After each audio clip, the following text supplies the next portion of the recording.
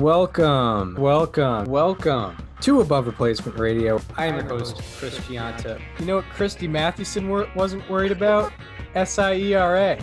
When you're thinking about Pedro Ciriaco, I mean, the only one that can compete is maybe Hannes Wagner's 1908 season. Over there on the other side of the screen is Daniel Curran. Like, if we just clip together every time we've talked about him on other people's profiles, we've done a Mickey Cochran episode. I can't get past Rabbit Marinville. It's not necessarily Hall of Fame. It's not necessarily above average, but we can guarantee you we are better than just the standard replacement level college sophomore. And welcome to Above Replacement Radio, where we're talking baseball kind of whenever. I'm your host, Chris Gianta. Over there, across from me is, as you cannot see on YouTube, unfortunately, is Daniel Curran. How you doing, Daniel? Chris, I am doing very well. A lot of things have happened since our last show, including, and probably most importantly, I became the rightful owner of the one and only Barry Bonds Baseball Reference page flag. Yes, exactly. Big things going on in the baseball world, yeah. And it does not stave away from ARR, as we have acquired a giant, what are the measurements on that 20 flag? by 30. 20 by 30 flag of Barry Bonds' Baseball Reference page. It's pretty easy to read, as there's a lot of bolded, a lot of bolded and yellowed statistics there. Bold and gold. Yeah, I mean, it's pretty beautiful. I've seen it in person. It's just it's art. It's mesmerizing. Yeah, all I can say is, like, check my Twitter page if you want to see it, because I tweeted a picture of me holding it. It came out so perfectly. Like, I was worried that either part of it would be cropped off or it would be blurry, but no, it turned out perfect. Yeah, it did come out perfect. And yeah, I would think it would have came out blurry, because I mean, there's so many things. There's so many little numbers. Yeah, there's 22 seasons. There's like 50 columns. Yeah, exactly. I mean, they've got like the not reached on errors, but like the intentional walks. Yeah. They've got the total bases, the sacrifice flies, the sacrifice bunts, which you don't really need.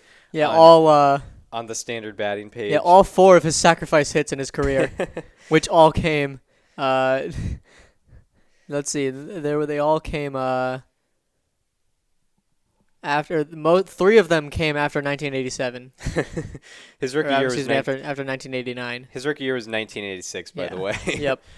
So after his second season, yeah, pretty fascinating. Amazing that everyone was able to pull it off, and yeah, that's gonna stick around a while for sure. Yeah, it is. In other baseball news, chaos was the theme of the weekend. We got some of it. And are you a little surprised that today we're not talking about a game 163? Absolutely. Like, the Red Sox were down 5. I know you were at the Patriots game yesterday, so I don't know how much attention you were really paying at this time, but the Red Sox were down 5-1. The Blue Jays had already wrapped up their game. I was like, we're playing the game 163 tomorrow.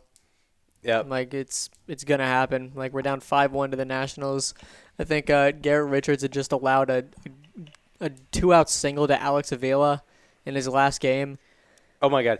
Everyone in the Nationals was playing their last game yesterday. I was like, what are we doing here? They did 2 retirement ceremonies in one game. I mean, it was like the old-timers game literally out there in like, Washington. And the funny thing is, like, okay, there's such polar opposites, the 2 players. Like, Ryan Zimmerman, like, you know, if anyone in Nationals history deserves a ceremony as they exit their last game with the team, like, it's him. Like, yeah. We've heard the story. First ever draft pick from the Nationals, played in every season that they've existed except for the pandemic year. Age 36, had a 104 OPS plus this year. It was actually above average for his last year. Like, that guy, he probably leads every Nationals count stat. He has to, right? Yeah, probably home run, home doubles, runs. hits, games played, maybe not stolen bases. Yeah, not stolen bases. Yeah, we got Roger Bernardino. I don't know. I have no idea. And then Alex Avila, who how many games did Alex Avila play with the Nationals? Maybe double digits. Yeah, 34. Yeah, all right. 34. I was correct. Yeah, the Nationals, they got to salute their guy. Yeah. Alex Avila, as he exited his last game. And it was funny. I had the most bizarre viewing experience of the Red Sox because, what happened? Yeah, I was at the Patriots game. It was a big one. It was Brady coming back to Foxborough, and it was probably his last time playing at Foxborough altogether. So, like, and when the schedule came out, that was mid-May. I had no idea the importance of Game 162 at the by the end of the year. I had no idea what was going to be happening. So, so I was driving. So I wasn't driving, but I was a passenger on the way to Foxborough as the games were starting at 3 p.m. So, like, we were, like, trying to listen on the radio a little bit, but my uncle is a little talkative, so I couldn't really hear much of that. And, I was kind of getting updates. I was going on my phone and stuff. And then eventually we get to, the stadium area. Where Rich Hill got arrested. Yeah, where Rich Hill got arrested. And we're very early because we didn't get into the parking lot we wanted because we wanted to tailgate. We normally tailgate. We couldn't tailgate. So we went to the stadium way early, like an hour and a half before gates open. So there were restaurants outside. All of them were filled up. And we were just walking through, and we were passing, like, bars that had the Red Sox game on. And we knew it was 5-1 Nationals. So I see a bunch of cheering fans, and I see Verdugo hit a 2-run double. And it's like, all right, there we go. We got one. And then we get into Red Robin. And this is where it got very intense. We were in Red Robin. We were at the restaurant. We were facing the bar, but we weren't at the bar. They had 3 TVs on. All of them were featuring Packers-Steelers, which was odd. We're in Foxborough, Massachusetts, and we have the most important Red Sox game of the year on. But eventually, probably the most important Red Sox game since 2018. Exactly. And my phone, I got 1 bar of 5G. There's also, like, fake 5G on my phone. It doesn't really work, so I can't get any updates. So it's the top of the 8th. It's 5-5 Red Sox. It was Sox. 9th. It was top of the 9th. But I think they tied at top of the 8th. No, it was 7th, I think. Okay, top of the 7th. So I think we entered the Red Robin in the top of the 8th. So for about 20 minutes, I'm in limbo. I have no idea what's going on. And eventually someone at the bar requests for the TV to be turned on. But that turns into a whole process. As, you would think a Red Robin in Foxborough, Massachusetts would know where Nesson is on the television screen. However, this was a whole process. They go through they scroll through every channel, all like 600 of them. They can't seem to find it. They probably pass through Nesson at some point. Eventually they go to they like filter it, sports, baseball, and they go to that. But it's the MLB package. It's blacked out. It's blacked out. So they click on it and it doesn't work out. Eventually, they find Nesson, and as soon as they maximize it, ball going to center field. Center fielder's back to the plate. Devers 2-run home run. Yep. Everyone who wanted the Red Sox game on is clapping. It was a great moment. You couldn't tell if they were clapping for the Devers home run or the fact that they found Nesson and got it on. Yeah, I mean, it was an amazing way to see that home run, and it was very stressful. I had a very different experience. I was working, and my work is I sit in this room completely alone. At the time, I was alone because I work in the room for people in my major in college, for people to come in if they need help. I was the only one in that room at the time. No one really usually comes in on a Sunday at 6:00 p.m. And I had it hooked up to the HDMI on the TV, and I just yelled, like screaming, like cheering, just in a room by myself. Nobody else was there, and that's how I watched it all end. And then after the Red Sox ended, the only other game on was Angels Mariners, which obviously that game did not have any meaning at that point. Yeah. So I was just like, I just sat there in silence for like 30 minutes and watched the end of that game. I watched Kyle Seager get his ovation, which was pretty cool. He got a second one after the game and a first one when he got taken out of the game. It was a cool moment. Yeah, and it matched the theme of chaos. I think we should also go into like kind of what led to these moments, because heading into the weekend, I think the Yankees had a 2-game advantage for the home game. So the Red Sox were at a 2-game disadvantage, and Blue Jays and Mariners were both like a game out. Or last episode, the Mariners were a half game out. Yeah. They ended up tying the Red Sox because they lost to the Orioles. Yeah, they ended up tying the Red Sox. So, yeah, the Mariners head into the last series tied for a wild card spot. Unfortunately, they lost. Unfortunately for them, they lost on Friday night.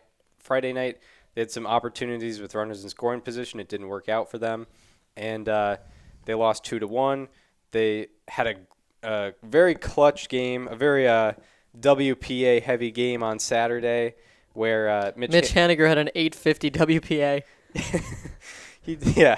Mitch Haniger, he went 4 for 4. Yeah, with 3 go-ahead hits. Yeah, he literally put the team on his back, and he led them to victory 5-4. But they were a game back anyway. So the Red Sox, even if they won that last game, it would not have mattered. Yeah, it would not have mattered. They would have needed to sweep the same way the Red Sox swept. Mm-hmm. But yeah, I mean that was a fun. They were like a nice. It's like when a character, like a fun character, gets introduced like 75% of the way through the movie. It's like, oh wow, this. And they kill him at the last second. Yeah, but he's like, you can't take his eyes off of him the entire time until he gets killed. Right. That's what it was like with the Mariners. So I mean, shout out to them for adding to the chaos. Shout out to them for lasting all the way through 162. Yes. Like they were supposed to be under 500, like 4th place in their division at best, and they're set up for the future very really well because Kelenich's going to develop further next year. Gilbert's going to develop further next year. George Kirby's going to come up next year. Julio Rodriguez is going to come up next year. They'll probably get some people out in free agency trades. They got a really interesting team ahead of them. I think, honestly, especially if Correa leaves the Astros, next year could be the year where we see the Mariners take the AL West. Yeah, I think that's very possible. There's potential. I mean, that's definitely their ceiling. I don't think it would be crazy to say that. And, I mean, yeah, Kelenic really brought it around. He was a slightly alarming at a point and a particularly bad one, but I think he had a very, very good September. I think he had like a high 8s OPS, yeah. Yeah, high 8s or somewhere in the 900s maybe. It was great. He really brought it around, so that's a good sign. He's probably not going to be a bust. And then, yeah, you got Rodriguez coming up in the next year, hopefully. Hopefully the CBA makes it so he can come up a little. Immediately, yeah. So, yeah. By the way, did you see O'Neal Cruz this weekend? I was introduced to his Savant page today. Yeah, dude, he hit a ball. So first of all, he played the most Pirates thing ever. They bring him up with 2 games left in the season. Like I would expect nothing less. They're probably gonna, and if the CBA keeps the service time manipulation, the same thing is probably going to happen. It's actually his 23rd birthday today. That's pretty cool. Happy birthday. You know he was traded for Tony Watson? That's how the Pirates got him. They traded Tony Watson to the Dodgers, got O'Neal Cruz. Oh, wow. Yeah. So look first, the Pirates wheeling and I dealing. know. Look at not Ben Jerrington. Look at Neil Huntington. Yeah. pulling the strings on that one. Anyway, he plays 2 games, hits a ball 118 miles an hour in his second at bat. It's crazy. I actually do recall seeing a Baseball Savant article at the top there. And then in the second game, you need to just pull this up, Chris, just to look at it. But he hits his first big league home run. Looks like a half swing on a ball that was not in the strike zone that he almost puts in the Allegheny. That's great. Yeah, it was the most unreal feat of power I've seen from someone just entering the league. Oh wow, he's 6'7". Yeah, he's a 6'7" shortstop. 6'7". No way. Is he the tallest person to ever play shortstop? I mean, yeah. I think I can check that. Yeah, I mean, unless John Roush has something to say about that. Yeah, that's pretty wild. Yeah, his 99th percentile in max exit velocity is hilarious. Obviously. His average exit velocity is over 100. Yeah, 100.5. Yeah, so he's got how many batted balls? He's got 5 batted balls. 60% ground ball rate. That's rough. Oh, no. You hate to see that. He's a bust. But yeah. Needs to get that launch angle up for sure. Yeah, I got to get that launch angle up, obviously. Yeah, it's at 4.6. I mean, come on. We got to do better than that. How do I find height on the I don't know. on the game finder? Actually, I think I got to go to season finder, not game finder. Yeah, I think you got to do season finder. It's one of those classic mistakes. Oh, what a amateur hour on the stat head. You've been using this for a year and a half. Don't know how to find players' height. Yeah. Of course, you got to go to statistical factor, which you think it's biographical filter, but no. How many inches is 6'7"? Let's see. 12 times 6 is 90. 79. Oh, it's 79. I was way off. All right, 79. Shortstop. Yeah. At least 50% of games. He played it at 100% of games. Great. Just him. Oh, wow. It's literally just him. He's the tallest shortstop ever. Wow. Let's go. Tallest shortstop to play a season 50% of games played at Let's see. shortstop. Let's narrow down to like 1% of the time. Or like one game even. Yeah, seriously. Oh yeah, duh. Why don't I just do one game? Why did I do percent of season? Yeah. Well, that's even cool. There's got to be like one. Richie Sexton might have Joel Guzman in 2007 played 16 games at shortstop. He is also 6'7". All right, so he's tied for the tallest shortstop. O'Neal Cruz has some work to do. Yeah, he's got 14 games to go. He's got to do some stretching. Yeah. He's the tallest shortstop to hit a home run, though. That's true. That's good. Yeah. That's good. We love seeing that. But yeah, O'Neal Cruz, I mean, something to be somewhat excited about there. I'm glad that we're talking about recapping the last weekend going into the playoffs. We're talking about the Pirates. Yeah. Well, we cover everything. Speaking of which, now that we're talking about the Pirates and we talked about bad ownership, can we talk about the Rockies? You saw that. I sent it to you. That quote. So. Oh, my God. So they hired Bill Schmidt to be their new GM, the fourth GM in franchise history, which is actually like crazy. First of all, they hired from within. If there's one franchise in baseball that should not hire from within, yeah, it's the Colorado Rockies. Yeah, you guys aren't the Dodgers. Well, he's gonna get into that. Did you just say that instinctively? I did. Nice. You know who else was a hire from within? Jeff Bridich. He was the last one, and he was also a hire from within. Yeah. He worked in they're doing the same thing already, and it sucks because I wanted to give the Rockies credit because like they were supposed to be a 100 loss team. That's where they were projected to be across the board. They lost 87 games. Like they actually performed pretty well. Yeah, we predicted them as a last place team, and they ended up, especially like in the later half of the season, they put it together. They had a better record than the Padres from May 1st on. Yeah, which is wild. That's 5/6 of the season. But like, oh my God, the front office just keeps doing it. Yeah. So anyway, Bill Schmidt, right? They hire from within, which is already a mistake. And he says, I'm going to read this tweet from a reporter from is it the Colorado Gazette? I think so. The Denver Digest? The Denver Gazette. Okay. Bill Schmidt says he plans to pursue all avenues to get better this offseason, including trades and free agents. But they aren't changing their philosophy. Quote, "We're not the Dodgers. We're the Colorado Rockies. We scout, draft, and develop." Which is the funniest quote of all time because either he was given that from somebody who isn't paying attention or he's not paying attention. Yeah. Because like even with I understand what he's trying to say in that he's trying to create this narrative that the Dodgers just spend a lot of money, which they do. They spend more money than anybody else, but how do you think they're able to trade for Max Scherzer and Mookie Betts? Exactly. Like, people will look at payroll and think, oh, Dodgers, they just buy their championships, which, like, they do develop guys and then extend them a lot. Case in point, number one, Clayton Kershaw. Yep. And then I'm trying to think of other guys. Like, I guess they're not going to do that with Seager, but they could have done it with Seager if they wanted to. But yeah, they've gotten a lot of guys through their homegrown talent. They've had a lot of homegrown talent, and yeah, I mean, you look around the roster. Clayton Kershaw is homegrown. Corey Seager's homegrown. Justin Turner, he's not homegrown, but they got him like for pretty cheap, and they pretty much developed him. They might as well have developed him. Sorry, Orioles and Mets. Yeah, Cody Bellinger was drafted and developed. And then you have, the Betts, Scherzers, and Trey Turners who were traded for guys that the Dodgers developed. Ruiz, Alex Verdugo, Jeter Downs. Well, Jeter Downs came from the Reds. Yeah, but they also, that's acquired through a trade. Yep.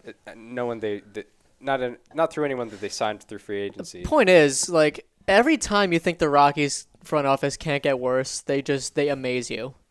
Yeah. Like, it's like, oh, you thought trading Nolan Arenado 2 years after we extended him was bad? Wait until we don't trade Trevor Story at the trade deadline. Yeah. And then it was like, oh, you thought we couldn't we thought we couldn't do any worse when we didn't trade Trevor Story? Well, watch this. Watch our new GM's press conference. Yeah. Imagine. Also, like, what's their crazy track record of just being great old developers? Like, it's Arenado, Story, but Todd Helton, Troy Tulowitzki. That's like 4 guys in franchise like 30 history. years. Yeah. Yeah. Ooh, we got some breaking news. Oh. Luis Rojas is out as Mets manager, which I think we all saw that coming. My 2021 NL Manager of the Year prediction. my 2020 NL Manager of the Year prediction. Hey, Let's go. Here's to being wrong. Yeah. Let's talk about that. Let's talk about that. Anything more on the Rockies we should get into? I think one thing I just wanted to touch on real quick, CJ Crone was like probably one of the best free agent signings they've ever had. Yeah, honestly. He was signed on a 1-year, $1 million minor league deal. That's a value. Yeah. That was a really value good pick. In all seriousness, like that's legit probably. Dollar for dollar, definitely. Mm-hmm. It was better than Brian Shaw. Who else did they sign? Was it Jake McGee? Wade Davis, Jake McGee. I forgot Jake McGee was on the the Rockies. Super Bowl pen of 2018. Yeah. They made the playoffs. They did, but they beat the Cubs. Wasn't because of their bullpen. Yeah, no. Exactly. But yeah, Luis Rojas is out as Mets manager. And I guess he could have seen it coming. I guess maybe based on their slide, but I don't know. The Mets just they kind of Mets this year again. How many managers have they gone through in the last 5 years? Like they went from Terry Collins to Mickey Callaway to Carlos Beltran. Exactly. I'm counting Carlos Beltran. Yeah. I don't care. So Luis Rojas, they're going for their 5th manager, I think, since 2017. Yeah, they made Terry Collins look like he was Bobby Cox with the with the tenure he had. He had a decent run, at least for in Mets years for sure. Yeah, it's funny. The Mets are going on their 4th GM. Oh my god! And because they had, Alderson's there, but he was the president. He's the president now. He was the GM. In the last 5 years, their GMs have also been. Alderson to Brody Van Wagenen to Jared Porter to Zach Scott. Now, I don't know if Zach Scott's going to keep his job. Yeah, I don't know what's going to happen. But, oh, my God, they are just a rotating door of front office personnel. Yeah. But, yeah, I guess the Luis Rojas firing makes a little more sense because this was his second year, and they were kind of disappointing 2 years in a row. Mm-hmm. I think a lot of what's expected out of managers is getting the best out of your players, and I'm not sure if that was exactly done this year. The one moment I just remember from Rojas was there was a Mets and Dodgers game at Citi Field, and I believe in the 9th inning he brought in Juris Familia, I think it was, to face Will Smith, and Will Smith hit a home run, and then in the press conference he was like, I wanted the righty-righty matchup. And if you look at Will Smith's splits, it's entirely reversed. He had a 970 OPS against righties. Oh my god. Yeah. So, hey, that says all you need to know. Yeah, it's all there. In 2010, it would be the correct move. In 2010, it's like, well, you know what? He played the matchup, and it just didn't work out. Familia's got to do his job. Yeah. Yeah. A good piece of hitting by Will Smith. I mean, what can you say? He was facing a righty. Yeah. Good piece of hitting. He's got to be hitting like 200 against righties. He's Yep. a power hitting catcher. No way can he do well against righties. Yeah, I don't know. I don't really know what to say about the Luis Rojas firing that much. I mean, it just feels like we talk about this every 2 years. We saw it. Yeah, I mean, I saw this one coming. I'm curious. I was thinking, what other managers do we think are getting fired? Because Luis Rojas just got fired. Jayce Tingler got fired over the weekend. I'm thinking. Oh yeah, we got to talk about that. I'm thinking maybe. Do you think the Diamondbacks move on from Torey Lovullo after that season? Potentially. I mean, he's been around for what, 5 years? Yes. Yeah, 2017 was his first year. Yep. Because I remember the Red Sox had like the highest bench coach salary Mm-hmm. of 2016. So yeah, this was their his fifth year there. 2 consecutive disappointing seasons as well. So yeah, I mean, I think they might want to just redirect the team. Yeah, especially after that season. That was a brutal year for them. And it's kind of inexcusable because I think that roster can do a little better. I'm trying to think who else. Who else do you think would move on? I got to look at like the list of teams. I'm just going through my head. I think the Phillies should move on from Joe Girardi. I don't know if you know the funny thing, like all this year we've been talking about like the Phillies haven't reached 500 since 2011, and naturally this year they went 82-80. Yeah, you can't say they didn't improve this year. They had their best season in a decade. Yeah, which is really sad. It is sad. I'm trying to think. AL. I wonder if if you're a team like Baltimore, do you just write it out with Brandon Hyde? Do you just like let's wait until this whole Adley Rutschman, Grayson Rodriguez, whole class get up, DL Hall, and then eventually we can get things going. But I don't know, Rocco Baldelli. Ooh, it's an interesting one. I don't know. One I was also thinking is Joe Madden, but I feel like the Angels would have just done that by now. True, yeah. I don't know, maybe not. It's a West Coast team. It's noon there. I feel like they should move on from Joe Madden, but right. Who knows? What else? Trying to think what else in that division. I think everyone else in that division staying. By the way, big update: the Atlanta Braves only ended up playing 161 games, so they're coming in well rested. Yeah, they are. Yeah. But back to the managers. AL managers. La Russa's probably gonna stay. I think Ross stays. I think Ross stays as well. David Ross stays. I do too. I mean, Pittsburgh overperformed this year, I could argue. I'm gonna be honest. I never liked that hire. I was never a huge Derek Shelton guy. I also would love to see the Royals move on from Mike Matheny because they got a young core coming up. Right. And I think it's time for them to start looking in a new direction. You know, right. like they're kind of. I feel like they're gonna move on from this core. I think this might be the year they finally trade Whit Merrifield. Mitt Werefield. I think that could happen. I think everyone else is probably sticking with. Oh yeah, the Yankees. Do you think they fire Boone? I think it really depends. We can't answer that one yet. If they lose Tuesday, he's gone. I feel like honestly, I might confidently say, if they don't make it to the ALCS, I think he's getting the boot. I think that's the right call. Right, because that would be 2 consecutive years where you just fall way and it would be 2 years in a row losing to the Rays. If they do, in fact, make it there. Indeed. If they don't make it to the ALCS, it's 2 straight years of losing to a division rival. Yes, that's true. Regardless of how that happens. Exactly. If Aaron Boone's his job rests in the Yankees' playoff pursuit right now. Yeah, it does. I mean, it's to equate it to like a Red Sox thing. It's a John Farrell 2017 thing, where they have too much talent to not reach like the championship series. Exactly. So you gotta be better, and you gotta move on if you're the Yankees. But if they find a way to rally and get to that championship series, potentially World Series for the first time since 2009, if he gets to the World Series, he's definitely he's got to stay. All right, and then I feel like remember in 2019 when there were like 8 managers fired. It's not, yeah, not a lot this year it's so not gonna far. be like that I think this we've year. only got 2 right now. Yeah, because like Cleveland's sticking to their guns. Detroit obviously sticking to their guns. Yeah, you got to. Kansas City, it's questionable. Minnesota, questionable. But yeah, I mean, I think the AL West, I feel like there's. I feel like everyone stays except for maybe Joe Madden. Maybe which Madden. I don't know. It's the Angels. Yeah, and like I don't know. Do the Rangers just mess around and fire Woodward? I don't think so. I don't know. I don't really. I don't think that would be fair for him. Yeah, I mean, what else can you do? Yeah. Maybe or I don't know.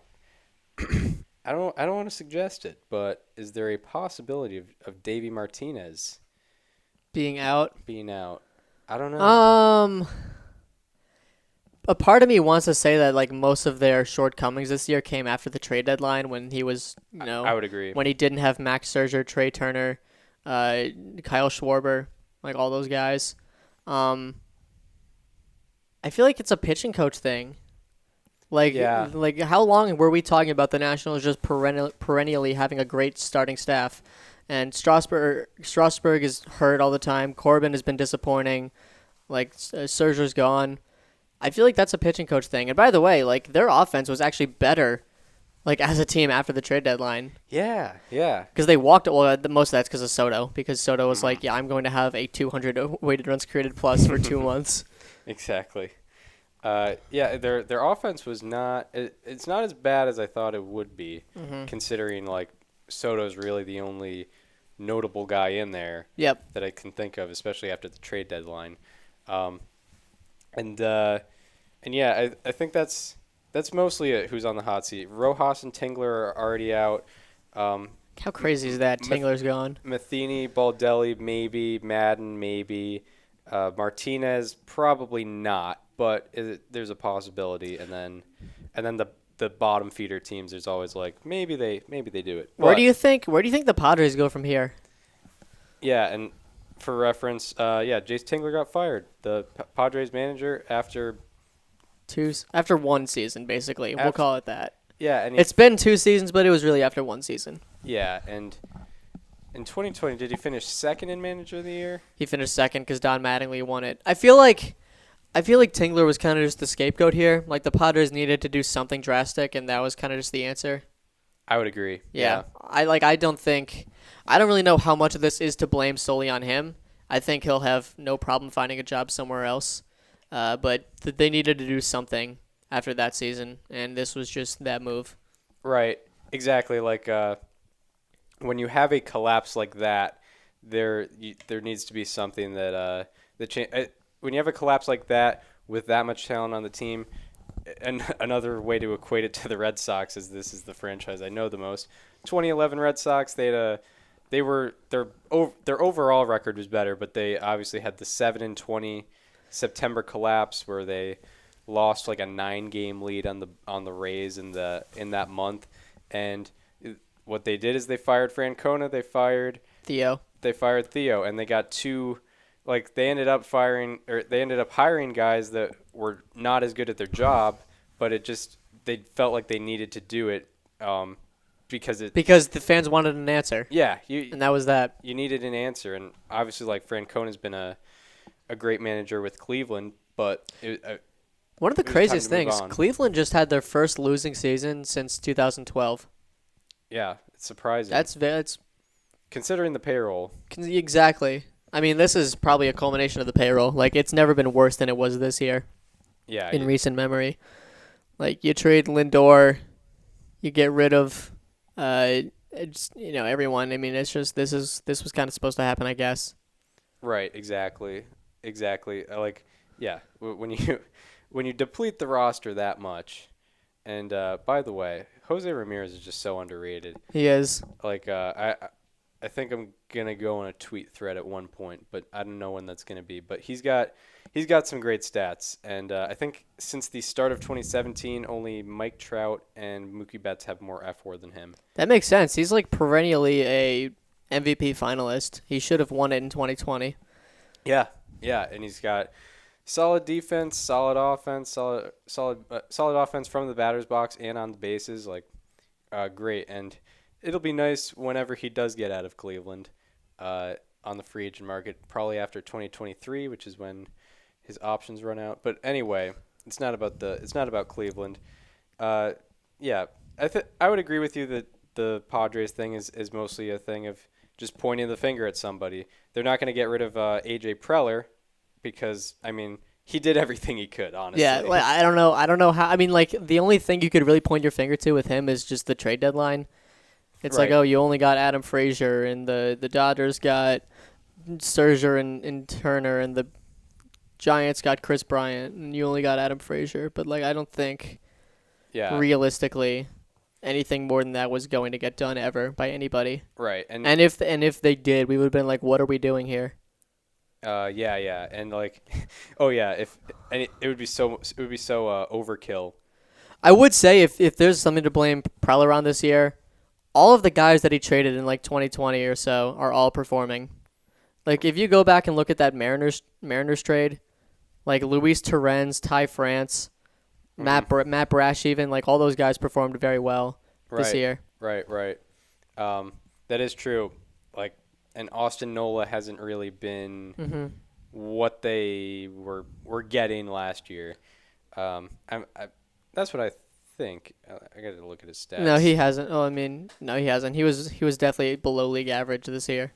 Yeah, he had. Let's take a look. 0.9 wins above replacement, 716 OPS, 101 OPS plus, and only 56 games played. So, yeah, it wasn't the greatest. And what also wasn't the greatest for Preller was the fact that the big pitcher he traded for in the middle of last year, he's down with Tommy John right now.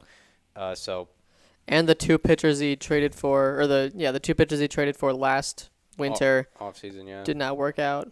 Yeah, they did not meet expectations. So, you don't really blame it on Preller because obviously when you go back to the offseason, we were all talking about how great of moves they were. So you can't just say, oh, they were bad moves now, because at the time they were great. So yeah, you just kind of have to point a finger at the manager there, if you're the Padres, because I mean they've created their own window of success. Like they've got to get something done in the next 3 or 4 years, based on all the like veteran guys they've gotten. All right. Do we want to? Yeah. I mean, we've talked about the Mariners. This was all over the place. Yeah. Well, these are the best episodes when you can just. There's so much that went on that you can just go anywhere. You can go any direction. We could. I don't know. What do you want to talk about? We talked about the Mariners. We talked about the Rockies. We talked about the Rockies. We talked about the Pirates. Big story in baseball right now is the Pittsburgh Pirates. I mean, I don't know, the Yankees. Maybe the Yankees not being able to host after a rough series with the Rays. I was a little more confident with the Yankees going into the weekend because I thought, I did too. Rays don't have much to play for and Yankees have momentum. But I thought the Rays, like the only thing they had to play for is just the idea of not having playing spoiler for the Yankees, because that's a team that beat them last year. They've had animosity between them in the recent years. I was like, oh, yeah. But that, I don't know how much that really means in the weight of we gotta just get ready for next week. Yeah, just get our guys innings, get our guys plate appearances. But and Rays, by the way, en route to that, they got 100 wins. Which did. Obviously most in franchise history.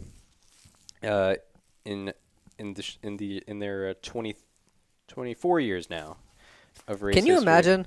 Imagine if I told you last year, after the World Series ended, that the Rays would lose Blake Snell in a trade, lose Charlie Morton to free agency, lose Tyler Glasnow to injury, and be a 100-win team. They broke the code. Yeah. They broke the code. And it's really going to break people's brains when people say Drew Rasmussen starts game 1 and they win 5-0. Well, it's like, the postseason is all about starting pitching. It's all about starting pitching, and then you got freaking Rasmussen out there throwing 4 shutout innings, and then you get the stable out there for 5. Game 1 of the ALDS, Chris Sale versus Drew Rasmussen. Guess who wins? Yeah, it's probably going to be Rasmussen or whoever pitches the 5th inning. Yeah. and gets the win. You got. I mean, what are we looking at in that rotation? Like Drew Rasmussen, Michael Wacha, Luis Patino, Shane McClanahan. Is Rich Hill going out there? Probably not. No, because he's on the Mets. Rich Hill's on the Mets. Yeah. Oh yeah, I've had that trade go back and forth in my head where I thought he got traded from the Mets to the Rays. I don't know why. Both would make sense. Oh yeah, Rich Hill is not. Yeah, he's not on the Mets. But anyway, yeah, you have just a bunch of like random guys. It's crazy.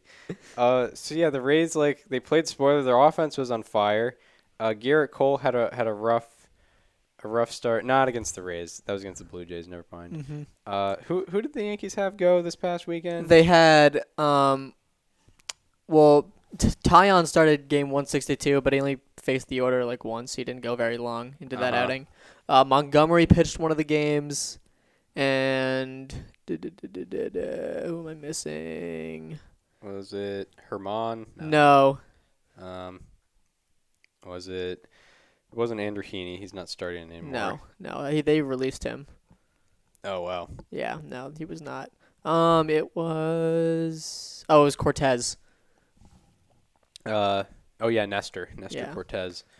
And he had a decent outing. I think the offense didn't show up on Friday, right? They lost 4-3. Yeah, it was 4 and 3 and 2 of those runs were in the 9th inning. Yep. So they almost won Friday. Then on Saturday, Brandon Lau hit 3 home runs. Brandon Lau. It was the Brandon Lau game. He really just brought it together. And they won 12-2. Yeah. And yesterday, Yankees saved face. Gio Urshela had a wild catch. I heard. No, he did. I was watching it live. And by the way, you got to see the replay of Angel Hernandez on that play. Okay. So did you see the play at all? Not really. I had bad Sure. Okay. service. So Gio Urshela, he's playing third base, and Austin Meadows hits a pop up towards the third base dugout, which is the Rays dugout, and Gio runs 126 feet, makes the catch and jumps face first into the Rays dugout, as the ball was right where the stairs are. Mm-hmm. So he just ran straight into the dugout, no wall or anything. He went straight in there, right? And then Angel Hernandez, went face first into the dugout to make sure he cut the ball. And it was the funniest thing I've ever seen. Oh my God! You see the fist go up. It's you could have taken the stairs, man. Yeah. You're not trying to catch that ball. But it's fitting that it has to be Angel Hernandez. Of course, too. It's Hernandez. Yeah. So yeah. And then the Rays went 0 for 10 with runners in scoring position that game. Yeah. And the Yankees won 1-0. Yeah, that's something, and that's what robbed us of a game 163 between Yankees and Blue Jays.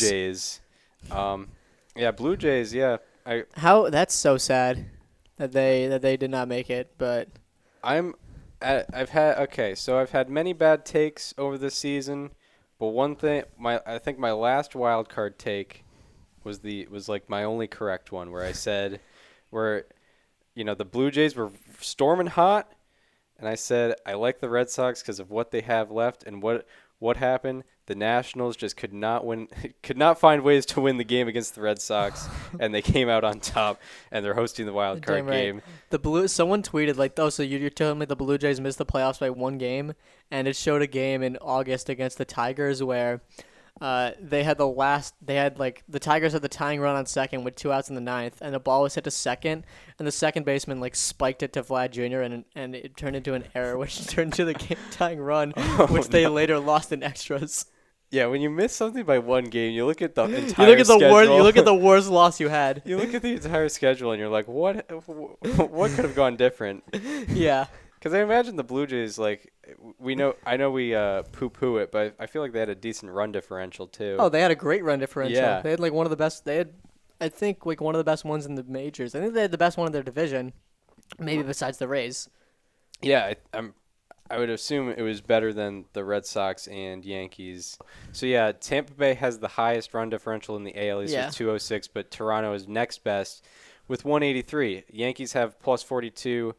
Red Sox have 80. And Blue Jays have 183. So, in terms of expected win-loss, Toronto was at 99 and 63. Wow. That's tough. Look at this. This was the play that the Blue Jays could have made the playoffs on. Oh, my God. It was a man on second, 2 outs in the ninth, up 1. Tigers won that game. I think that was the game. Was that the game when Miggy hit his 500th home run? It was. It was the game when Miggy hit his 500th home run. So it wasn't even that long ago. No. What is funnier is if people just point out like a game on May 23rd. Yeah. Where they lost like 12-1. Where some nonsense happened. Yeah. It always says you missed the playoffs by one game. You always like find like the worst loss of the year. Right. Exactly. I was prepared for the Yankees to do that with like all of the worst losses of the season they've had. Right. Like the Jared Walsh grand slam against Chapman, or like the Domingo Germán no hitter, or the one where Brooks Christie threw 4 wild pitches in 1 inning. Yeah, the Chapman blown save against the Mets. Yep, the one against the Twins where they my God, they were up by 4. 2 runs. They're up by 2. Oh, they were up by 2. He gave up 4. Exactly.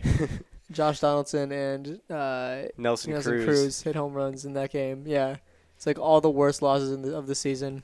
Right. Nelson Cruz, I forgot, by the way, is a Ray. I forgot what he's doing with the Rays. He's like league average. Yeah, he's been all right. He hasn't been the best, but has a lot of postseason experience, which is scary. Do we want to preview these wild card games now? I guess we can get into that. We're for time reference, we're 46 minutes into the program. This is a good episode. These are the best, yeah. I hope every off-season episode is like this. Right. Well, yeah, we'll get way deep. We'll be talking about Hank Gaswright and everything. The 1929 Phillies. Oh my God. Yeah. Just that embarrassment of a franchise of a team. Yeah. Not franchise, but team. Chuck Klein and Lefty O'Doul were mashing that year. Oh my God. And they couldn't even finish above 500. I think they must have both hit 400 or something like that, or at least like 370. They both had 150 OPS plus. Yeah, because Lefty O'Doul had a 7.4 win season.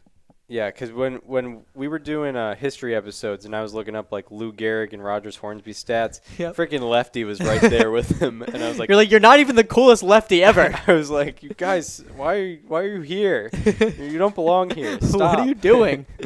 I hated it. But my dude slashed 398, 465, 622, 1087 for 161 OPS plus and 7.4. How many home runs and doubles? That's what really got me. 32 home runs, 35 doubles. Okay, not as many as realistic, yeah. Yeah, realistic, but it's pretty modern. Second in MVP. Who beat him out? It was Rogers Hornsby. Oh yeah. Well, actually, you know what? Cubs won the pennant. Yeah, no, it makes a lot of sense. He actually deserved it a lot better. Yeah. He had an 1139 OPS. That was that year. But that was not one of the years he led in the quad slash line, though. But yeah, Hornsby, Cardinals. Well, I don't want to segue into the Cardinals one. So let's just do Red Sox, Yankees, because that's what's happening first. Yeah. It's going to be Red Sox, Yankees at Fenway Park. What else could you have asked for, baseball fans? Yeah, this is what you want. This is the rivalry. The rivalry, only on Nesson. But no, it's not on Nesson. It's on ESPN. It's always the same 3 replays. It's like Carlton Fisk and Thurman Munson. It's the Aaron Boone home run, the Dave Roberts stolen base. Veritek and A-Rod going at it. Oh, and that is just awful from Pedro Martinez. A disgusting act. And he threw him on the ground. What else? You got Clemens throwing it like 4 feet away from Manny Ramirez. Ramirez pointing at him with a bat. It was not even close. It's the dumbest stuff. Man, was that a time that we like? We're not alive for. Yeah. Yeah, we were alive, but like. We weren't when aware. I was growing up, I was like, man, I really hate this Lyle Overbay guy from the Yankees. Yeah, Vernon Wells has got to stop with this. I've had enough of Jason Nix. Exactly. It's just hashtag 2013 Yankees. The entire 2013 Yankees was like eligible for the I haven't heard that name in years draft. Yeah, I mean, even Kevin Youkilis, even though he's a little too relevant, but the fact that he was on that team is hilarious. But yeah, the 2021 Yankees are in the wild card game facing the Red Sox. It's Cole versus Eovaldi. I don't really know what to think about this because there's so many different trends here. There are. Like Eovaldi's been great against the Yankees, but his last start against them was really bad. Exactly. Yeah. Eovaldi. Actually, I checked Eovaldi before, not that game, but before the game where he faced them in the second half of that doubleheader in August. I think Eovaldi's ERA against the Yankees as a Red Sox pitcher was like 2.2 something. Okay. Which was insane, and that doesn't even include playoffs where he did well against them as well. I remember Game 3. Yeah, he had a good start against them Game 3. But yeah, he had a terrible start against them in his last start, and Garrett Cole not trending in the right direction, but we know him as a very good postseason pitcher. He has his peripherals are very weird. It's like over his last 3 starts or so, it's like 7 ERA, 5 FIP, 3.5 xFIP because he's just been giving up a lot of home runs. Right, and he is a guy who works up in the zone, so it makes sense that fly balls might just find their way out. Mm-hmm. Especially a hard thrower like himself. And it's hard to identify what exactly is going to happen. I don't really know what to expect here. Yeah, it's always weird. I feel like with the wild card games, there's always one that's unpredictable and one that's super predictable. Right. This is the unpredictable one. Exactly. For sure. Yeah, I have no idea what's gonna happen on Tuesday. I think if the game was in Yankee Stadium, it would be a lot more favorable towards the Yankees. But the fact that it's in Fenway is sort of an equalizer. It's a big variable for sure. Yes, because the Yankees, they just swept a series at Fenway. There's no saying that they can't go in there and win. Exactly. And I think the that series in particular is a detractor in my confidence in the Red Sox a little bit, but. I mean, it is. How has Garrett Cole done at Fenway this year? It's one game. I remember he had that one start in June, but that was his first start before it was one of his first starts after the crackdown. There was the July one where he gave up, I think, a 3-run or a 2-run homer to Devers, but I think that was only 3 earned runs in 6 innings. At Fenway this year, he has a. He has a 6.19 ERA. In 3 starts? Yes, he's 1-2, 16 innings pitched, 20 strikeouts, 7 walks. I feel like Devers has amazing numbers. Oh, he does. He absolutely does. So I feel he crushes him. I feel like he's going to be pitched around a little bit when that wild card game comes up on Tuesday. And I think the bullpen situations are going to be. There's a lot to talk about there. I think. For the best, especially for Eovaldi, I think the best case scenario for him is that he goes 6. I don't see him touching the mound in the 7th. Oh yeah, well that's just an anomaly in today's game in the especially playoffs. With the postseason. I'd say if he can go 5, great. Then from the Red Sox perspective, you probably have Garrett Whitlock go maybe 2.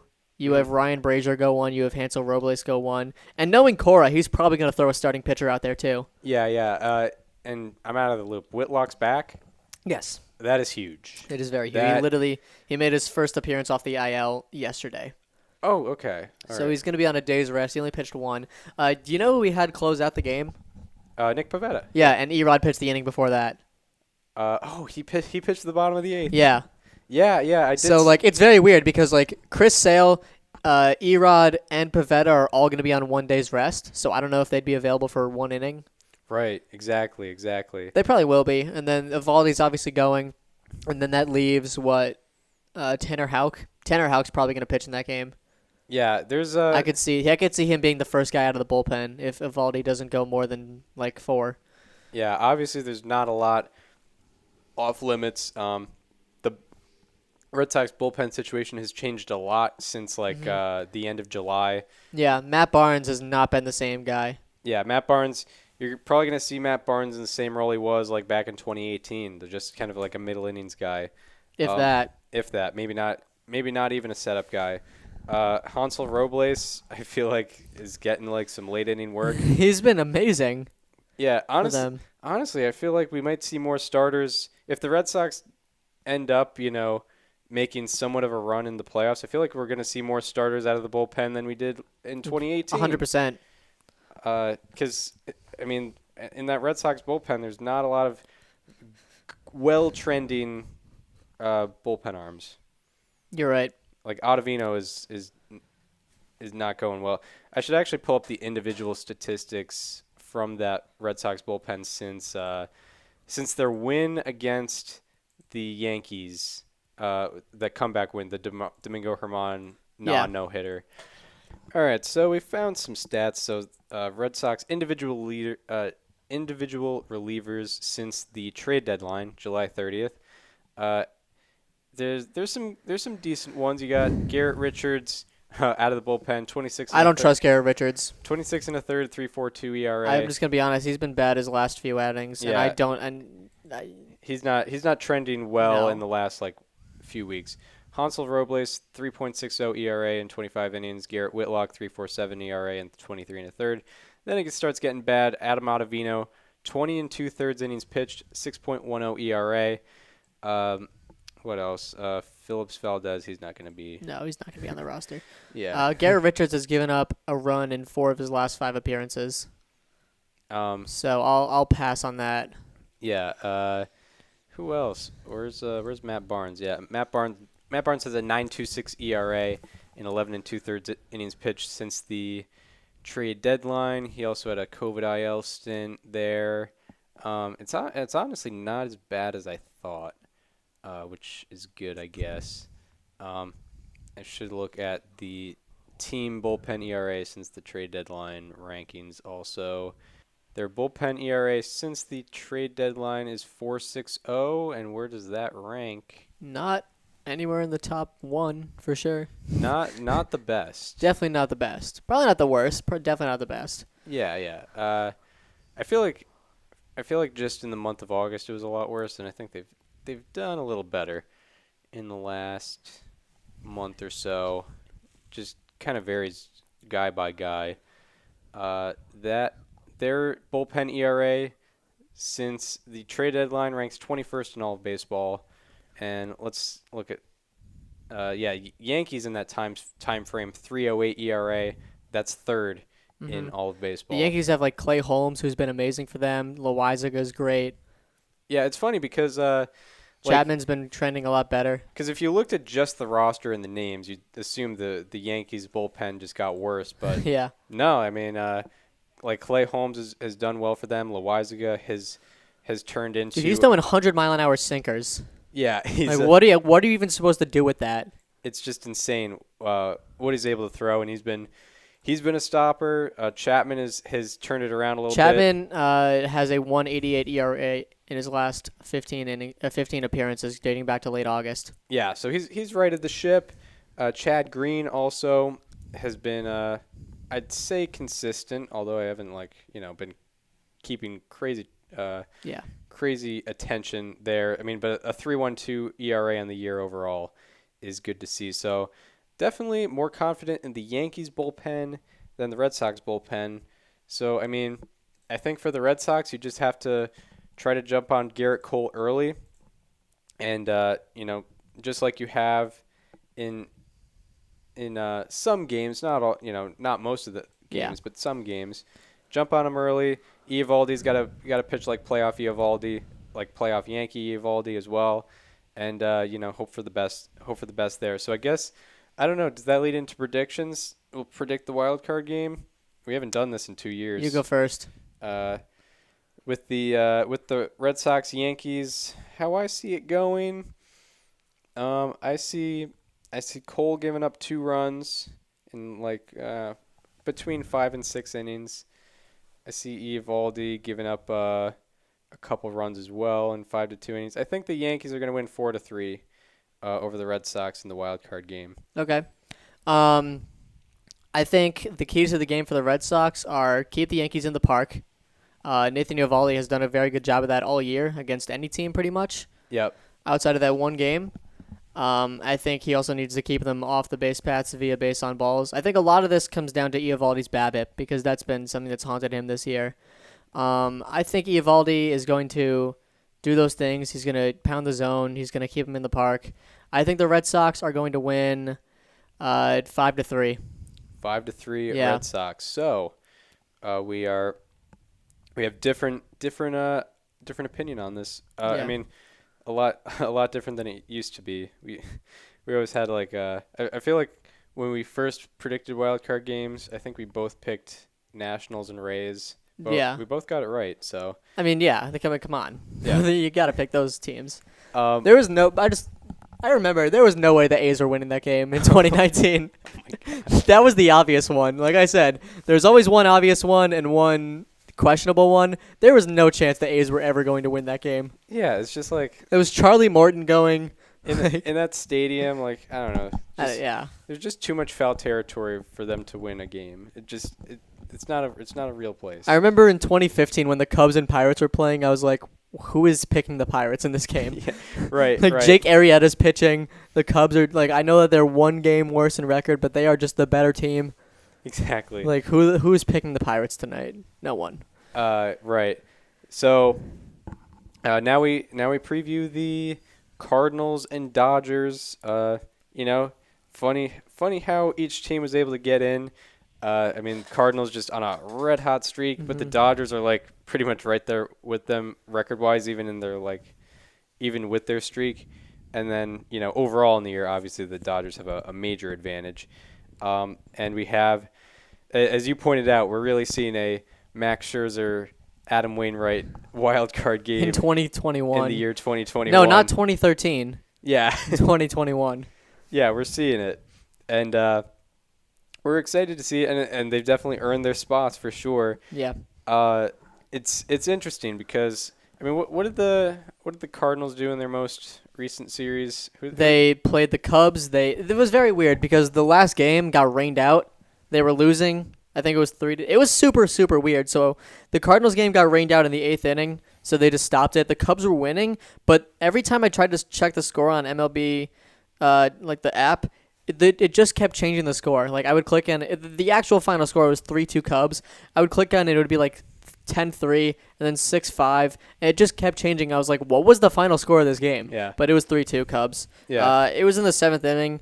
Paul Goldschmidt ended the year with an 879 OPS. Oh yeah, we gotta address that. I have to make a video compilation of us talking about this because, man, you gotta include last year too. Yeah, well, I gotta include last year. I gotta include the prediction episode of 2020 because, man, this has stayed with us for 2 consecutive years. It is absolutely incredible. So for those who don't know, in 2020. Chris said that Paul Goldschmidt was the X factor for the Cardinals, and he said that if his OPS is above 880, the Cardinals will win the division. If it's below 880, they will lose the division. And they didn't end up winning the division, but Paul Goldschmidt had, I think, like an 879 OPS going into his last at-bat of the season, and he hit a double. Yeah. So it was wrong, but he ended up essentially nailing the over-under. So as a joke, this year when we did our predictions and we did our questions for each team, I said Paul Goldschmidt over or under 880 OPS. Chris took the under. The Cardinals lose the division by 5 games, and what do you know? He has an 879 OPS. He's slacking It hard. couldn't be any more perfect. Yeah, I mean, you talk about freeze overs there, going from 883 to 879. I mean, are we seeing Are we finally seeing the downfall of Paul Goldschmidt? One thing I would like to say is that he got to 50 B-WAR this year for his career, so that means he's on the line of consideration now. Oh, that's good. Yeah, welcome. I'm happy to see him do that because he'll be a Hall of Famer. He's not that worried about it. He's only only like 33, I think. Yeah, he's on track, and first baseman. He's not someone who relies on like speed or defense as much. So, but he is very good with defense. He is very good with defense, and obviously one of the best offensive players of the last decade. But yeah, we 2 years in a row just hovering around that 880 mark, and wow, did not expect that when I said that dumb thing in July 2020, which just turned out to just forecast his career, I guess. Get ready for it again next March. Oh my God, yeah, it's if. We need betting lines for sure. We absolutely over need under lines. 880. Yeah. 2020 it was over. 2021 it was under. And I love that the 60-game season had it was a non-factor. He just landed on it no matter what. Yep. Yeah, just great stuff there. What's his career OPS right now?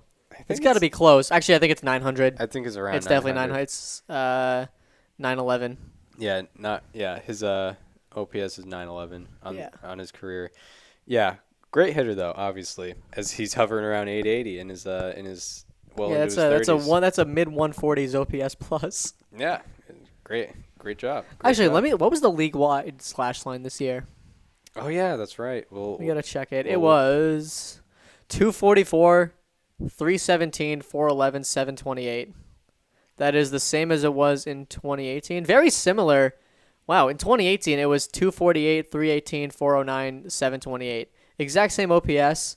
OBP and slugging are within 2 points of each other. Batting average is within 4 points of each other. Yeah, and I think that's a good place to be at for baseball. Like I feel like league average of like 750 is maybe a little too much. Yeah, by the way, we're also seeing the hardcore decline of stolen bases reach a new low. There was .46 stolen bases per game. It's the lowest since it looks like 1971. Interesting. Yeah. The arc of stolen bases league wide is so funny. Yeah, it is.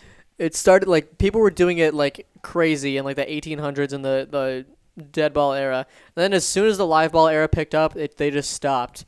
And then in 1976, they were like, you know what? We're going to steal bases again. Here we go. And then in 2000, they were just like, nah, just kidding. No, we're not. Yeah. Like they were cool, then not cool, then cool again, and then not cool again. Yeah, exactly. It's changed very well over time because, like you said, it pretty much disappeared in the 50s, which you would if you ask like a casual or any baseball fan for that matter, like 1950s, they probably stole a bunch of bases. Did the little things a little bit more. They were even less than they were now. Yeah, it's wild. But anyway, back to the wild card game that we have on our plate for Wednesday night.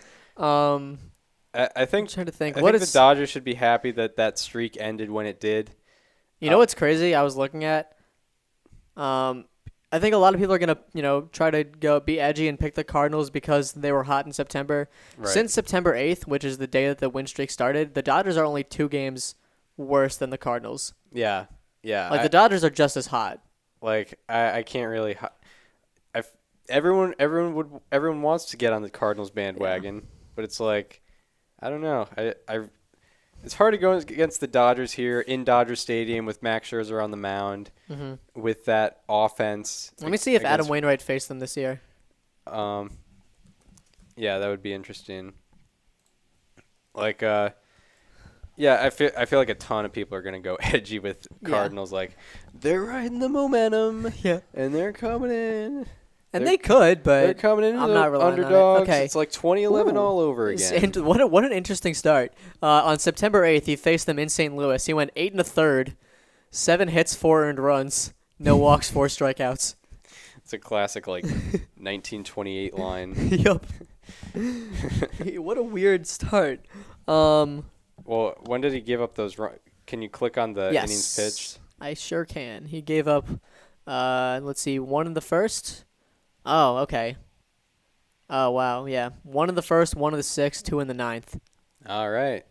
Interesting. This might be, when was the last time, this might be the longest, we might see the longest starting pitcher outing of the entire playoffs on Wednesday. Potentially, yeah. I mean, I feel like the Dodgers are going to get to Wainwright, though, unfortunately. That's the only time he faced them this year. Yeah. And it's the only time he's faced them since 2019. I don't feel like going back that far because that's probably not that important.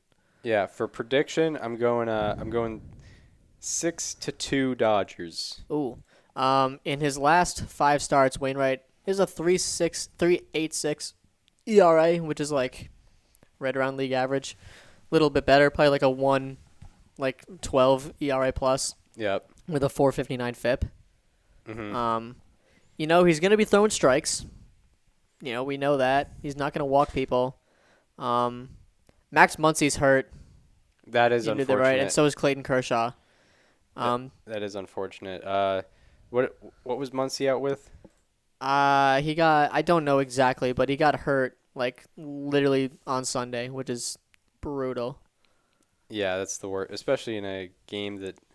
I mean, it It did did mean mean something. something, but in the grand scheme of things, it didn't because no matter what happened. Exactly. Scherzer, I think, got roughed up in his last couple games too. I believe so as well. Oh yeah, he's given up 5 runs in each of his last 2 starts. Right. But at Colorado and against San Diego. Yeah. However, the Dodgers offense, I believe in their last 5 games, have a 1075 OPS. Yeah. Against, Padres and Brewers. They're not bad. I mean, we know the Padres, pitching staff has been underperforming, but, the Brewers, they have one of the better ones out there.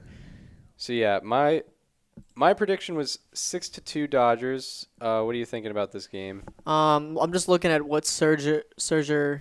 He's faced the Cardinals once this year. It was when he was with the Nationals in April. 6 1/3, six shutout innings, 1 walk, 9 strikeouts. That was a very different Cardinals team. I'm gonna go 8-3 Dodgers. 8-3 Dodgers. Yeah, I think this one's not gonna be particularly close. Right. Yeah, that Dodgers offense is just yeah, very good, and I think primed for prime time here. Yeah. What I really wanted to see was the Giants and Dodgers playing each other in Game 163 and then just playing each other again in the NLDS. Yeah. It's like, all right, see you later. We'll be back. All right, hey, have fun against the Cardinals. All right, just we'll be up there Friday night. Yeah, sucks for you guys. Our place. Yeah, exactly. Yeah, that's exactly what was gonna happen. That's what could have happened with Brewers Cubs, but it didn't. It could have, yeah. In 2018. All right. They lost to the Rockies. One thing I did want to say real quick, I forgot to say earlier, with Red Sox Yankees, it's very funny how neither of those teams were supposed to be playing in the wild card game when you look at it preseason, but for completely different reasons. True, yeah. We expected the Yankees to win the division. We expected the Red Sox to be in 4th place. Exactly. But here they are. We're all in the same place. Red Sox, Yankees. Same record. 92-70. One less than the Red Sox won one less game than they did in 2016 and 17. Right, which is crazy when they won the division both years. The Blue Jays would have won the NL East. Yeah. Instead, they got 4th by like three games. Yeah, 3 games or 2.5. They won 91. The Braves won 88. Yeah. Which is wild. The Braves won 88 games and they won the division like handily. Right. I did not think that. I thought that was going to be the NL Central and not the NL East. Yep. Yeah. The Brewers were like, actually, we're going to win 95. Right. All right. Do we want to get into the last? Wow, the last. The last time in 2021, we are doing. How about that in slightly alarming statistics? It's gonna be fun. This is. Take it all in. So yeah, this is Go ahead. This is our 45th time doing it this year because it's our 47th quote unquote regular season episode, but we skipped All-Star break and for the I haven't heard this name in years draft. So it's our 45th time this year doing slightly alarming statistics and how about that. So you do the math. We've done probably over 150 players. So yeah. Now for our final 2021 edition of who do you got for us today? So I am talking about one of the players in that Dodger offense that has been tearing it up lately. It's Corey Seager. Oh, yeah. Finishing up with your NL MVP pick. Nice. Yeah, not very off the radar, but he has a 500, 545, 1075, 1621 OPS. That's his slash line over the last 10 games played. Obviously, all that leads the quadruple slash line. This is one of my favorites. His average launch angle before this stretch of 10 games was 9 degrees. In this stretch, it is 24 degrees. Oh, wow. Yeah, that's like unheard of. Even if it's that much of a discrepancy between sample sizes, that is unheard of. His ground ball rate before this stretch was 49.2%, and in this stretch, it is 26.5%. And just a little food for thought. This stat might mean nothing, but no one in baseball history has ever recorded a 1600 OPS in their last 10 games with a franchise. Huh. Yeah. Corey Seager. Yeah. Interesting. This is the It's never happened, but it could very well happen. You got Trey Turner there. If you do the math, I don't think he had a 1,600 OPS in the last 10 games. Yeah, but what I'm saying is you got Trey Turner there. It's probably not Corey Seager in the Dodgers. Yeah. In the Dodgers uniform. Yeah. Probably not going to be. Probably not coming back. Yeah. A thing. My how about that is part of the Brewers rotation. Probably won't be in the rotation in the playoffs, but he's been doing very well. Adrian Hauser, probably going to be getting some bullpen time. In his last 5 starts, he has a 1.50 ERA in 30 innings pitched. Since the start of September, he ranks 3rd in ERA out of 56 qualifiers, and out of 149 pitchers with 50-plus batted balls against since the start of September, his ground ball rate is 13th highest, and his hard hit rate against is 2nd lowest. So Adrian Hauser getting ground balls, getting soft contact, really just kind of nibbling around the strike zone. He's getting a. And our final of the season. Wow. So now we go from the highs to the lows. We're talking about players or subjects that have been underperforming. Now for our final 2021 edition of. Who do you got for us today? So I don't know if you picked up on this earlier, but you mentioned this guy's name, and you were like, what has he been doing? And I immediately tried to change the subject. I'm talking about Nelson Cruz. Oh. Yeah. You're like, what has he been doing with the Rays? I was like, what are your predictions for the wild card game? Over his last 15 games, he is slashing 151, 220, 208 for a 438 OPS. His 25 weighted runs created plus over that time ranks 5th worst. Among the 174 qualifiers. And his strikeout rate is also up from 20.6% to 30% in this time. And to be fair, if you look at his radical chart in this time, he's getting completely X-slugged. There are so many gray dots right in where the home run place on the radical chart would be. Yeah. There's 7 of them. Oh wow. In 15 games. So I'm not too worried about him, but I would like to see him putting the ball in play a little bit more because he was never really a huge strikeout guy in Minnesota, in Seattle. But he hasn't been the same in Tampa. To answer your question from 30 minutes ago. Glad to get the answer. Full breakdown. What did you say the strikeout was again? It went from 20.6% to 30%. Okay. So nearly 10 points. Yeah. Very. That's not good. Nelson Cruz. Slightly alarming. My slightly alarming, and it is fitting that this is the last slightly alarming, and I take one of your how about that's and I make it a freeze over. Can we next year? This is completely off topic. I think next year for how about that you should go first every time. We'll alternate seasons completely. Yeah, that's we can do that. Yeah, we'll do that. 'Cause 2020 doesn't really count, so we'll just make that the second time around. Why not? My slightly alarming is Evan Longoria. I almost did him. Yeah. I almost did, but I was like, I've gone the entire season without doing one comeback special or freeze over. I was like, I can't do it now. But otherwise, I was absolutely going to do Evan Longoria. Yeah, I mean, he was I thought you were gonna I was potentially thinking you weren't gonna be able, or you were gonna pick that as well because I mean it was obvious. It was obvious if you went a certain time span. So Evan Longoria he is 3 for his last 37 with 1 extra base hit in this span and a 213 OPS and a 47.4% strikeout rate. That's so bad. In his last 11 games. Out of 168 qualifiers in this span, he has the 2nd worst average along with the worst on base percentage, slugging, OPS, and strikeout rate. And it is the first 11-game span in Giants history by a position player with 18-plus strikeouts and an on-base percentage below 110. So Evan Longoria getting a slightly alarming and a freeze over.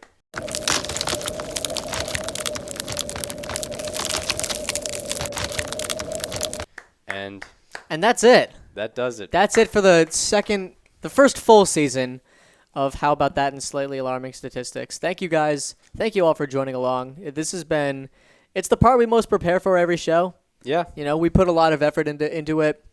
We always try to be original, and it's a fun way to keep up with everything. It is. It's a good way to look at like trending players. Like I will look at a player. Like I'll just be watching a game and I'll see a player. I was like, oh, that guy was awesome in like the middle of June. Yeah. Yeah, like Elias Diaz. Yeah. That's like a perfect Riley Adams. Right. I don't look at Michael Taylor the same anymore. He just got an extension. You saw that, right? Yeah. And it was like 2 years, $9 million or something like that. I saw like it might have been Morosi who was like, great defensive player. I was like, what about those first 6 games though in April? Yeah. Yeah, where he had shout out to him and Kyle Isbell. Yeah, just Royals. just how killing it. How many custom awards did you say you had? I have 3. Okay, I have 2, so let's alternate and you go first. All right, I'll go first. This one is my custom year award. This one's special to me because I do in fact have a bias towards pitchers who just throw 89, just try to nibble around the corner. So I am introducing the inaugural Snowballer of the Year, Adam Wainwright. The Snowballer of the Year, by the way, is the opposite of a fireballer, and he finds ways to get outs with low velocity. So Adam Wainwright wins that this year. Out of 1,825 fastballs he threw this year, fastballs include 4-seams, 2-seams, cutters, and sinkers that Wainwright threw.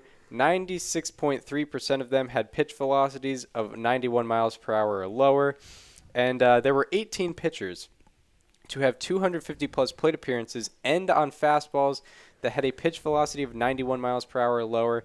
His average WOBA and slugging were lowest among all those pitchers on those particular 91 or lower pitches, 91 or lower fastballs that ended plate appearances. And he had great defense behind him. Maybe he got a little lucky, but still, his expected slugging and expected WOBA against on these pitches were second lowest among these 18 pitchers. So Adam Wainwright getting the Snowballer of the Year award. Yeah, so anyway, I got Dodgers 6-2.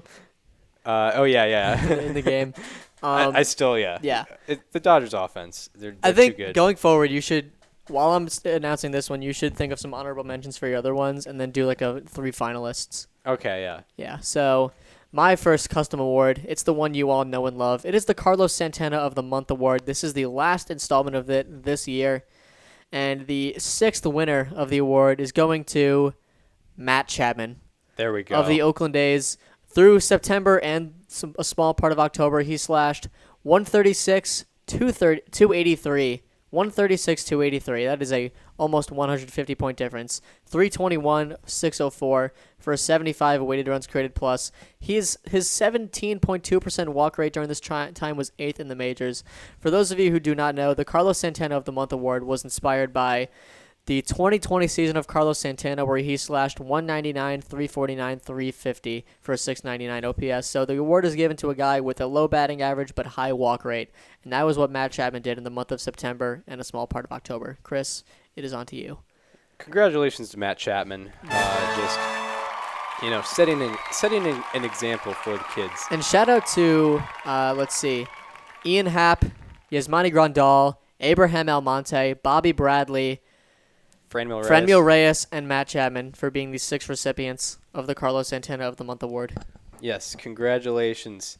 All right, so I have next probably the one I'm least passionate about in terms of custom year awards, but I feel like I had to do it because of another one I'm doing.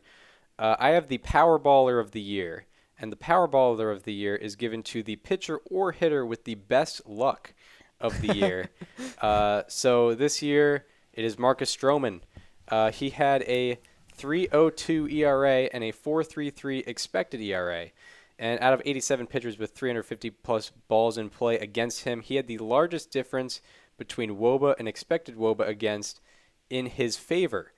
Out of 25 pitchers with 500-plus batted balls against, he had the largest difference between WOBA and expected WOBA in his favor on both barrels and hard hit fly balls.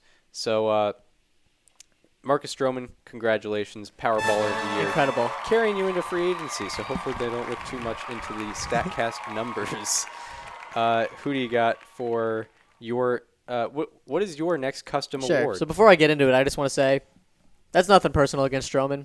Nothing. No. Yeah. It's just the numbers are what the numbers are. Yeah, it's just an observation. Yes. So my next award, my final custom award, is the Daniel's Choice Award, and this is given to the player who I talk about at the beginning of the season that makes me the most proud.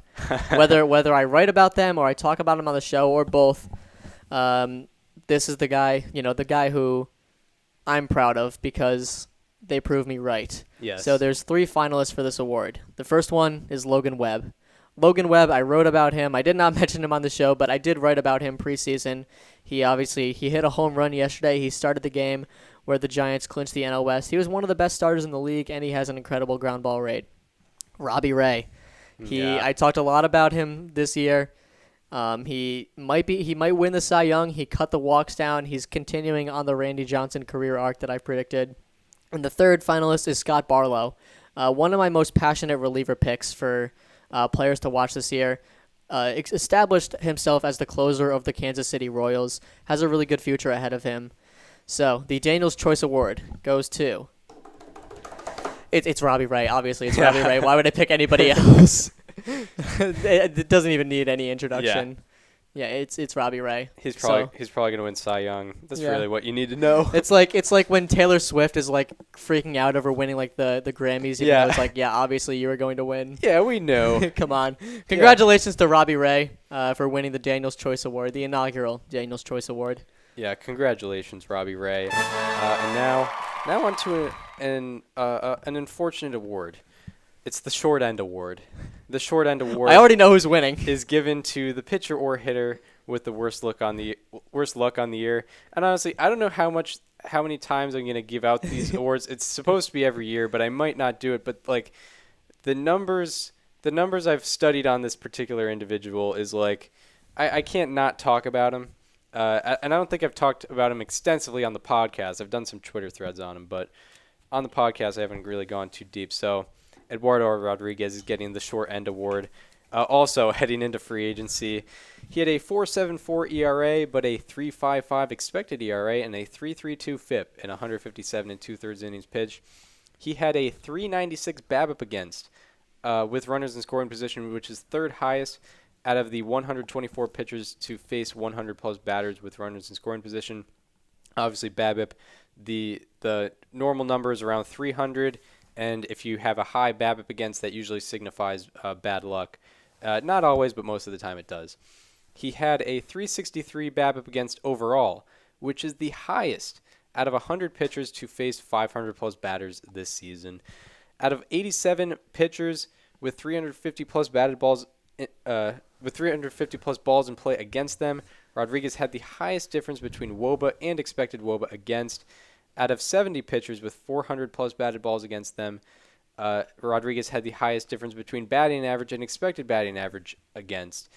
He had a 44-point difference, and the next highest had a 25-point difference between batting average and expected batting average against him, by the way, not in his favor, obviously. And out of those 70 pitchers with 400-plus batted balls against them, he had the highest average against on ground balls by 29 points, despite having the 49th highest exit velocity against on ground balls. So things were just sneaking through. And what also should be noted, the Red Sox's infield outs above average was the worst in the league, so makes a little bit of sense. The Dahlbeck second base Bogarts Devers combo was not working out for Erod. Second base was a weird position for the Red Sox this year anyway. But Eduardo Rodriguez, it's not an award where you get up and cheer and celebrate, but it's nice to be acknowledged, I guess. Eduardo Rodriguez, you were the inaugural winner of Chris Gianta's Short End Award. All right, well, I guess that does it. Finally. Finally, for if you're listening. I mean, this is a long one. We're about, as of the recording, it's an hour and a half in. We're going to cut the weird pauses that we had because we were looking for some stats, and sometimes we got to pause for that. But still, around an hour and a half of stuff there, and we really went into it. And no preview here because we already previewed. Yep. So yeah, we hope you enjoyed this one. If you were If you want to follow us on social media, follow me on Twitter at Chris_Gianta. Follow Daniel on both Twitter and Instagram at Daniel_Curran. And follow the show Instagram at Above Replacement Radio for all the show needs and stuff. And check out all the social media because we got to post. We're going to post some of the Chris Rose clips and, kind of isolate some of those. So watch out for that. If you want to see the Barry Bonds baseball reference page flag, go to my Twitter at Daniel_Curran. Absolutely, 100%. And we hope you enjoyed this one, and we hope to see you on Thursday, where we're going to be talking about these past two wild card games, along with previewing all of the LDS series. So far, we have White Sox, Astros, Brewers, Braves, and the two ones that have yet to be decided. So we will see you then.